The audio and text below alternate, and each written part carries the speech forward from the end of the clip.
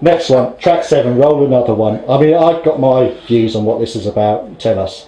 Well, it's funny because I just found some Black Crowes rolling papers, but I'm not going to say any more about Past Indulgences. But it's kind of that was written as that was going to be the album opener, but then I wrote better songs than that. So it's one of the first ones we did, wasn't it? Yeah, but it was one of those songs that I kind of forgot was on the record, and we were listening to it this morning. And I just think it sounds really badass. It's got a really big riff. It's got that kind of Chris Robinson vocal on it.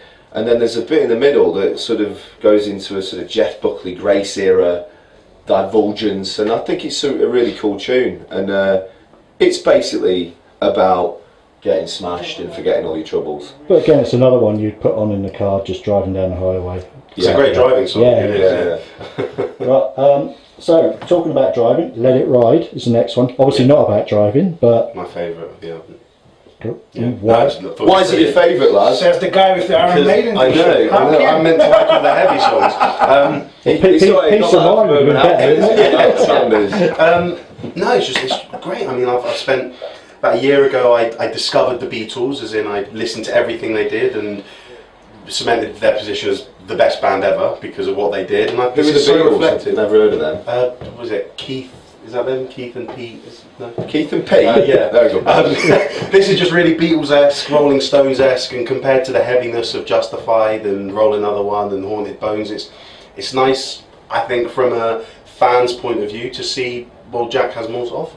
Like, lots more. Like, here's another diverse song, and then track 10 as well is another one. But yeah, just more diversity in songwriting, and it's a sing-along one, it's accessible, it's, it'll get radio time, it's a great song, you can sing along to it, it's enjoyable, I think. User friendly. Yeah, it's the best way to put it. It's one of my favorites as well, because I think it connects to people in a very direct way. So it's like it's talking to people, like, I love the verse, you say you have no money, but that's me too. Are those the lyrics? Can you write them down?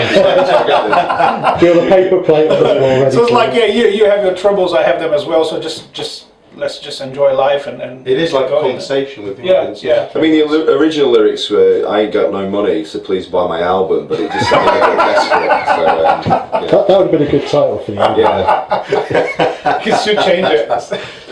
Still time to change it. I mean, Autumn Leaves, track 9. I love this track. I love it all, but this track in particular screams huge stage.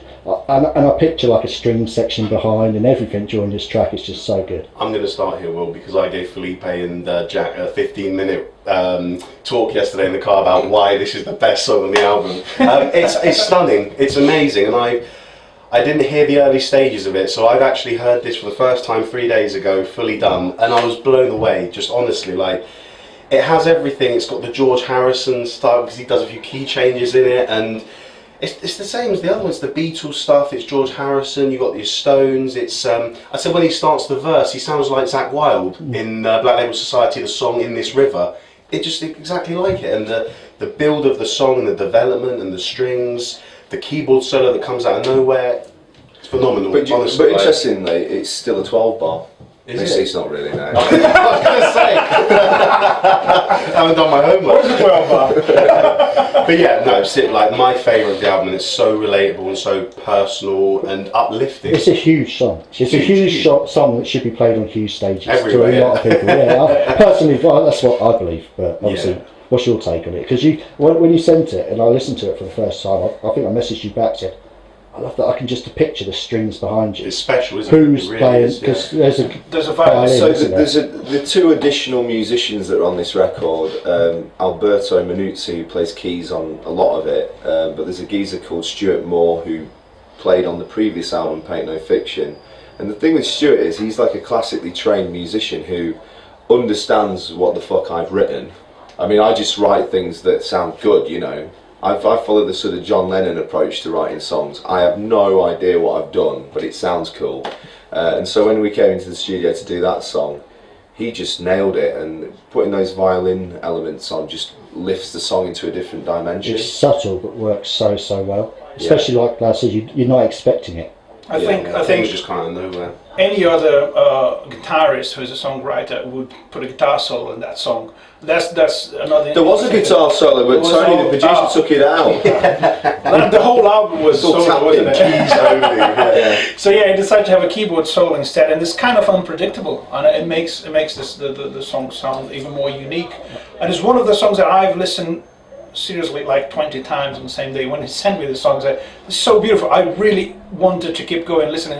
You won't be doing that when we go on tour. We've got a player every night. I hope I get bored of that. But I mean, the way you two have just spoke about this track, it's almost like when you hear it for the first time, like you did 3 days ago, it's almost like, is this me on this track? You know, it's almost like you listen to somebody else's track for the first time and you think, wow. How long ago did I record drums for that one? I don't know. It was 1980. I think it was 1978. I think the way you hear me and Felipe talk, I just want to kind of clarify something. When we talk about this like this, I think it looks as if we're saying, oh, all hail Jack, he's amazing, which he is, but it's nicer for us to be, I mean, you are a god. You are a god amongst men. Is it not?